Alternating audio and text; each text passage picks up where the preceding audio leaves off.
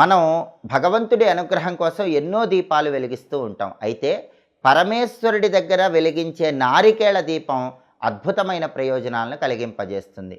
కార్తీక మాసంలో వచ్చే ఏ సోమవారం అయినా సరే ఈశ్వరుడి దగ్గర నారికేళ దీపాన్ని వెలిగిస్తే లక్ష్మీ కటాక్షం కలుగుతుంది, శివానుగ్రహం కలుగుతుంది. అన్ని సమస్యలు కూడా తొలగింపజేసుకొని శివానుగ్రహానికి పాత్రలు కావచ్చు. కార్తీక మాసంలో వచ్చే సోమవారం వీలు కాని పక్షంలో ఏ నెలలోనైనా సరే సోమవారం పూట సాయంకాలం ప్రదోష సమయంలో ఈశ్వరుడి దగ్గర నారికేళ దీపాన్ని వెలిగిస్తే ఆ గృహంలో శివుడు ఆనంద తాండవం చేసి అష్టైశ్వర్యాలు భోగభాగ్యాలను కలిగింపజేస్తాడు.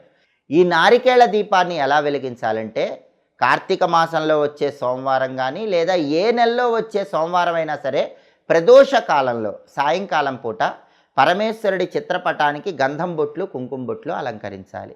లేదా శివలింగం